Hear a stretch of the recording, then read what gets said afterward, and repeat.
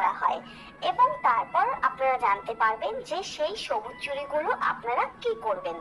তো বন্ধুরা, বেশি দেরি না করে আজকের ভিডিওটি শুরু করলাম। শ্রাবণ মাস পড়তেই দেখা যায় বিবাহিত মহিলারা সব দেখা যায় কাচের সবুজ চুড়ি পরতে, কিন্তু আপনারা গিয়ে যদি ওনাদের জিজ্ঞাসা করেন যে শ্রাবণ মাসে কেন তারা সবুজ চুড়ি পরেন, অনেকেই কিন্তু এর উত্তর দিতে পারবে না। অনেকে হয়তো শুনেছে শ্রাবণ মাসে কাচের চুড়ি পরতে হয় তাই পরে, অনেকে আবার দেখা দেখি করে পরে, কিন্তু আসল কাহিনী এদের পিছনে কি রয়েছে সেটাই আজকের ভিডিওতে আমরা আলোচনা করব। তো বন্ধুরা, আপনাদের কাছে অনুরোধ, ভিডিওটি শেষ অবধি দেখবেন, তাহলেই বুঝতে পারবেন। সবুজ রং এমন একটি রং যাকে পজিটিভ বা ইতিবাচক রং বলা হয়, আর এই শ্রাবণ মাসে সবুজ রং ব্যবহার করে মানুষকে শুভ বার্তা দেওয়া হয়। আর এই সবুজ রং হলো দেবাদিদেব মহাদেবের খুবই প্রিয় একটা রং। বিভিন্ন পুরাণে এই শ্রাবণ মাসকেই মহাদেবের জন্মমাস বলা হয়েছে, তো সেই কারণেই দেবাদিদেব মহাদেবের এই শ্রাবণ মাস খুব প্রিয়। শ্রাবণ মাসে সবুজ বর্ণের বিশেষ তাৎপর্য রয়েছে, কারণ শ্রাবণ মাস বর্ষাকাল, আর বর্ষাকালে চারিদিকে থাকে সবুজ।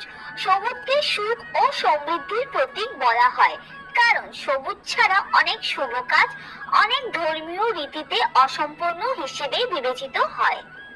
শ্রাবণে সবুজ চুড়ি পরলে যেখানে সৌভাগ্যের উদয় হয়, সেখানে এটা আবার বিবাহিত হওয়ার লক্ষণও প্রকাশ করে। ধর্মীয় বিশ্বাস অনুসারে শ্রাবণ মাসে সবুজ রং ব্যবহার ও সবুজ চুড়ি পরলে নাকি ভাগ্য আলোকিত হয়। অনেক সময় যেমন স্বাধীন অনুষ্ঠান বা গর্ভবতী মহিলাকে উপহার দেওয়ার সময় সবুজ শাড়ি, সবুজ চুড়ি দেওয়া হয়। প্রকৃতির সবুজ রং মনমুগ্ধ করে এবং সবুজ রং মনকে শান্তি এবং শীতল বোধ করায়। এই রংটি সুখ, শান্তি ও প্রাণশক্তি দেয়। সবুজ রং মহাদেবের পছন্দের রং, কারণ তিনি প্রকৃতির সারল্য সবচেয়ে বেশি পছন্দ করেন, আর প্রকৃতির রং সবুজ। তাই বলা হয় যে শ্রাবণ মাসে সবুজ রং পরা খুবই শুভ। শিবের পুজোর সময় সব মহিলারা সবুজ রঙের পোশাক, চুড়ি অবশ্যই পরে পুজো করবেন, মহাদেব প্রসন্ন হন এতে। সবুজ ছাড়া লাল, সাদা, হলুদ, নীল ও গেরুয়া রঙের পোশাক পরা যেতে পারে। অবশ্যই সুতির তৈরি কাপড় পরবেন। পুরুষদের ক্ষেত্রে সাদা রঙের ধুতি ও পাঞ্জাবি পরে পুজো করার কথা বলা হয়। তো বন্ধুরা, আশা করি আপনারা বুঝতে পেরেছেন যে শ্রাবণ মাসে কেন সবুজ চুড়ি পরা হয়।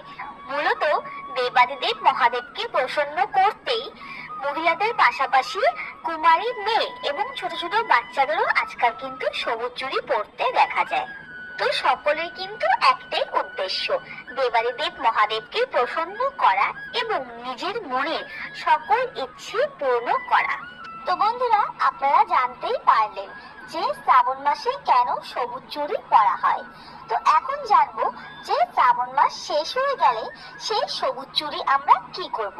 তো বন্ধুরা, শ্রাবণ মাস শেষ হয়ে গেলে আপনারা চাইলে সেই সবুজ চুড়িগুলো পরে থাকতে পারেন, বা আপনাদের যদি ইচ্ছে হয় সেগুলো খুলে ভালো করে রেখে দেবেন। সামনের বছর সেই চুড়িগুলো আপনারা আবার পরতে পারবেন। তো বন্ধুরা, আশা করি আপনারা আপনাদের কমেন্টের উত্তর পেয়ে গিয়েছেন। অনেকেই আমাকে বলেছিলেন যে সেই সবুজ চুড়িগুলো কি জলে ফেলে দেব। তো বন্ধুরা, একদমই না। এই সবুজ চুড়িগুলো আমরা মহাদেবকে উদ্দেশ্য করে এবং নিজের স্বামীদের মঙ্গল কামনায় কিন্তু পরে থাকি। সেই কারণে এই চুড়িগুলো আপনারা একদমই জলে ফেলবেন না। আপনারা চুড়িগুলো ভালো করে যত্নে রেখে দেবেন। তো আশা করি আজকের ভিডিওটি আপনাদের ভালো লেগেছে এবং আপনারা আপনাদের মনে সমস্ত প্রশ্নের উত্তর পেয়ে গিয়েছেন। আরো দেখান সবুজ, অন্য নেয় না তো আমায় দেখান না আপনি। ওই বালা টালা থাকলে ওরকম দেখান, কলা টলা।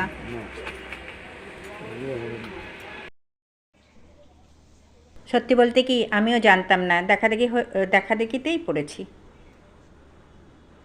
দেখো, সকাল সকাল চান করে ঠাকুর ঘরে চলে এসেছি। দেখো, আমার গোপুসোনার পুজো হয়ে গেছে। এবার আমি মহাদেবের পুজো শুরু করব। হরে হরে শম্ভু শম্ভু শম্ভু মা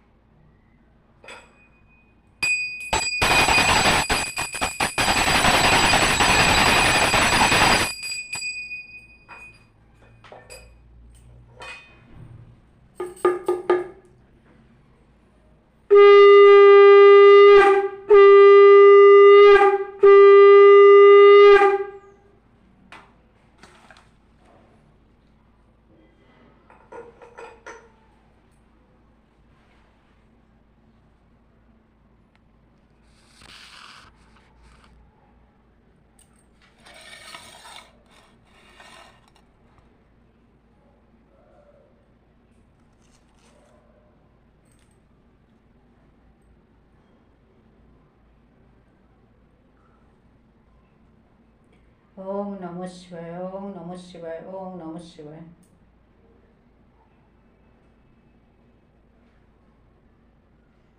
জয় ভোলেনাথ, জয় ভোলেনাথ, জয় ভোলেনাথ, জয় শিব শম্ভু, জয় শিব শম্ভু, জয় শিব শম্ভু।